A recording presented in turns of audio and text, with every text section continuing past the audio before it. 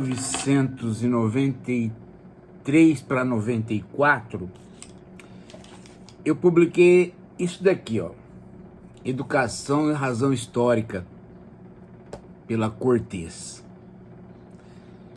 Era uma tese de livre docência que eu transformei em livro. E é interessante que hoje eu estava consultando aí os debates da Prefeitura de São Paulo, e vocês perceberam que o Marçal, num debate, ele mostrou a carteira de trabalho dele para o Boulos, e agora o Boulos, numa propaganda eleitoral, mostrou a sua carteira de trabalho.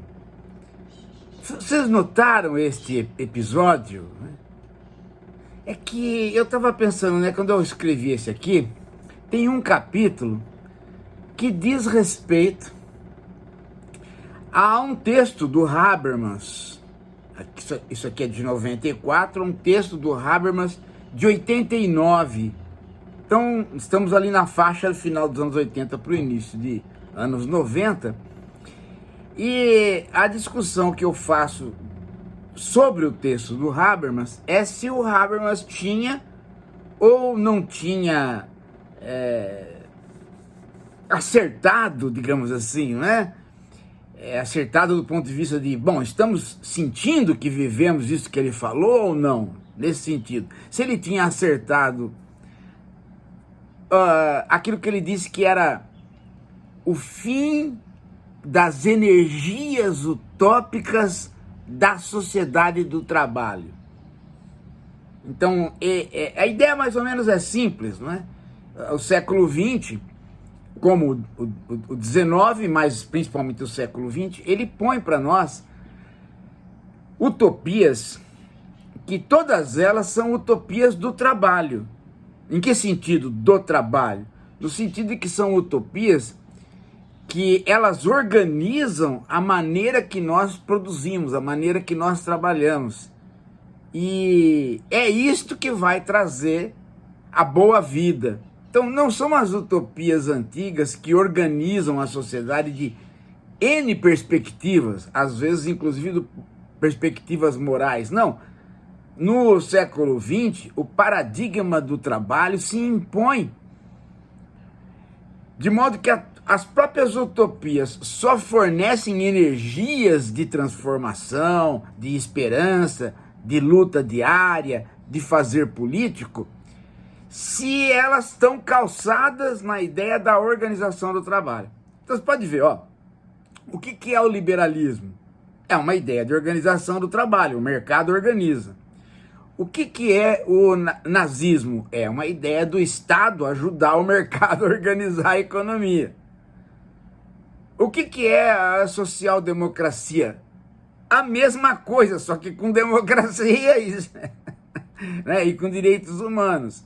O que é o comunismo? Ora, simplesmente o fim do Estado para que os próprios trabalhadores possam organizar o modo de trabalhar. Então, você não encontra nenhuma utopia que carregue energias, senão a partir da ideia de que nós temos que organizar o mundo do trabalho. Nenhuma outra organização, de qualquer outra ordem das nossos afazeres, nos dará boa vida. E o Habermas está dizendo, é exatamente estas energias que estão se esvaindo exatamente porque o mundo do trabalho não promete mais uma moral e não promete mais uma felicidade. E o próprio mundo do trabalho, embora ele seja necessário, ele perdeu a aura de poder ser alguma coisa da qual a gente tinha orgulho. Bem, naquela altura do campeonato, quando o Habermas escreveu isso, e quando depois eu reiterei isso nesta tese, você precisa Vocês precisam ver o Aue, né? Teve gente na minha banca de livre docência na Unesp que queria morrer, né? Dava aqueles chiliques marxoides que eu chamava, né? Onde já se viu dizer isso.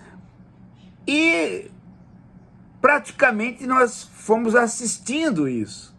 Cada vez mais o mundo do trabalho foi se deteriorando e os valores do mundo do trabalho foram deixando de ser importantes. Até né, o próprio Partido dos Trabalhadores virou PT. A própria palavra trabalhadores perdeu a sua aura. Por sua vez, o neoliberalismo implantou uma das utopias da sociedade do trabalho, aquela na qual o trabalho não vale mais nada. Até porque, né, o trabalho passou a ser o trabalho sobre você mesmo. Você tem que se autoproduzir, se autotransformar, se autorrecriar todos os dias e ser empresário de você mesmo. Bem, e nós estamos vivendo isso. Portanto, sai das catacumbas, né? Sai das catacumbas esta ideia de, como um valor, mostrar a carteira de trabalho. Não é interessante isso, que exatamente nessa sociedade onde o trabalho está desprestigiado, onde a propaganda que se faz das minorias é de que elas vencem individualmente. Olha, o negro venceu, virou empresário, né? Não é assim que eles falam? Olha, a mulher, agora ela é executiva, né? Foge-se do mundo do trabalho enquanto trabalho operário. Ninguém mais quer isso para ninguém, né? Embora todo mundo queira efetivamente estar empregado. Veja aí a quantidade de pessoas para se inscrever em concursos públicos. Bom, a questão não é se as pessoas querem ou não querem estar empregadas, porque as pessoas querem é ganhar alguma coisa. O problema é que o valor montado na aura do trabalho realmente não está mais na jogada, não é? E neste caminho onde ninguém mais esperaria que se cobrasse de alguém uma carteira de trabalho, 2 candidatos apresentam. Agora, a pergunta é, eles apresentam porque essa carteira tem valor? Ou eles apresentam exatamente porque essa carteira perdeu valor?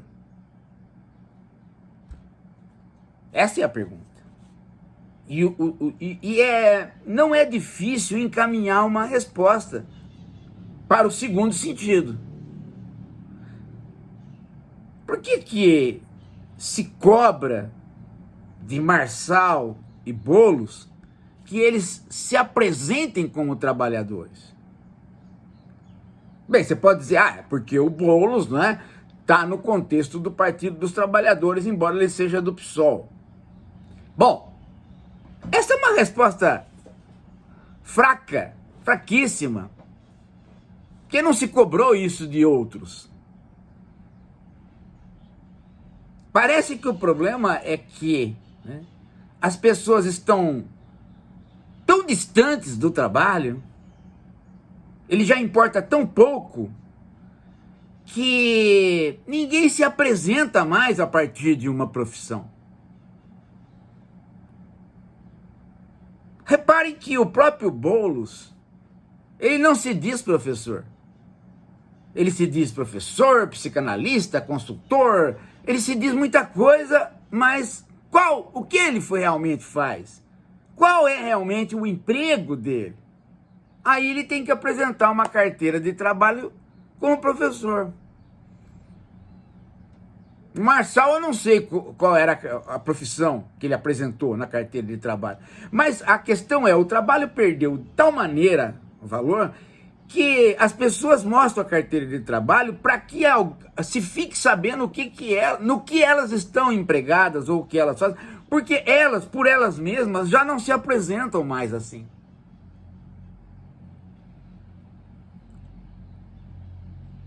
Quando uma pessoa se apresenta pelo trabalho, você fica logo sabendo, porque ela nunca deixa de se apresentar pelo trabalho. Eu faz 50 anos que eu me entendo como me apresentando como professor. É? Aí ele falou assim, você é professor do quê? Eu sou filósofo. Sou filósofo, professor. Sou escritor, sou jornalista, mas eu sou professor, me apresento assim, então as pessoas sabem. Tanto é que elas me tratam. Todos vocês me tratam, o professor. É? Não faz sentido eu apresentar uma carteira de trabalho. No entanto, todas as outras pessoas precisam apresentar a carteira de trabalho porque ninguém sabe o que elas realmente fazem. Vocês já perceberam isso? A ponto dos próprios políticos, né? Os próprios políticos, de repente, as pessoas começam a dizer, mas fulano de tal, afinal de contas, vive do quê? Eu mesmo já fiz essa pergunta aqui para algumas pessoas, né? A Djamila Ribeiro vive do quê? Né? Vive do quê? Eu decidi me falar que ela é conselheira da TV Cultura. Você já imaginou? Por isso que tá na TV Cultura, tá fazendo um cocoricó que vai se envolver com educação financeira, né? Nem sabe. O sujeito não tem mais um mundo, né? Tanto é que quando ele põe lá, ele põe tudo. Põe tudo. Lembra quando o Pondé era médico, psicanalista, jornalista, né? Escritor? Você lembra? Ele punha lá tudo. E não era nada. Porque quem é tudo não é nada. Essa necessidade de se apresentar como tendo uma profissão aparece, não porque a profissão é importante, mas simplesmente porque as pessoas se desligaram de se apresentar como profissionais. As garotas deveriam se apresentar, sou bonita, sou gostosa. Não, elas são influencers. Pô, põe lá, sou modelo. Põe, sou garota de programa, sou qualquer coisa que implique em eu estar gastando 5 mil, 6 mil por mês na minha performance corporal. Agora, influencer não é nada. O que é um influencer? Nada. Então é interessante como esta análise do Habermas lá atrás, né, que eu acabei utilizando, realmente se verificou não só as energias utópicas, né, as energias de fomento de utopias da sociedade do trabalho se perderam, como todos os valores burgueses se perderam. Afinal de contas, é a burguesia que instaura, né, a chamada sociedade do trabalho. Não é o proletariado que a instaura, é a burguesia. E todos esses valores se perderam. E não vão voltar mais. Nós passamos esse ciclo.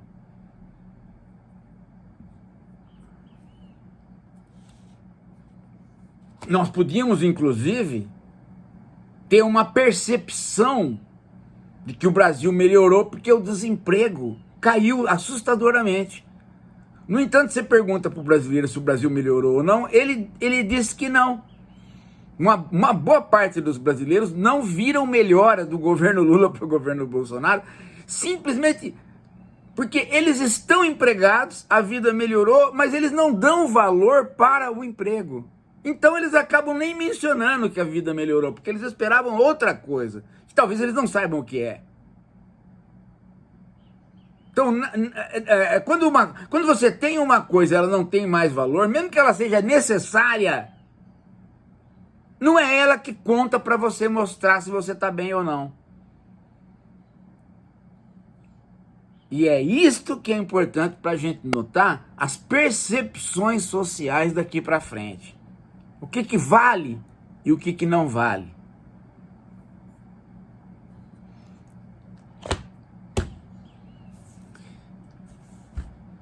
É isso, gente. Daqui a pouco a gente volta. Professor, olha, eu não gostei desse vídeo, não gostei. E, como assim? Sem trabalho? A gente não vive, o trabalho é muito importante, como assim? Ei, sua besta, o professor não falou que sem trabalho não vive, o professor estava falando do valor do trabalho, do valor. É? Nossa, acho que eu não estava entendendo nada. Você não estava entendendo nada, não entendi nada, não lê nada, não estuda nada. Logo, você vai ficar muito besta igual o Vila. Ops, de fato, o Vila é burro mesmo. É burro e metidão. Ops, cheguei. Isso aí. Estudar pra quê, né? Pra quê? 20 minutos, você já sabe tudo. O cara faz um vídeo, 20 minutos ele explica toda a política brasileira, tudo. Gênio, hein? Gênio boiolão. Nossa. Tô brincando não, professor. Leia, pode ler. Olha lá. Vou te explicar como funciona a política brasileira em menos de 20 minutos. Olha a bicada. Vamos comer o pizza, vai. Sem bicar um no outro. Sem bicar. Na paz. Ei, cheguei. Ei, saí. Vamos comer. Olha, esse Vila aí é parente do Baitola Henrique. É, do mesmo time. Por quê? É candidato e não se elege de jeito nenhum. Nossa. Oi, vamos comer. Nossa, tá gostoso, hein? Mais uma pizza aí, mais um pouquinho. Passa pra mim.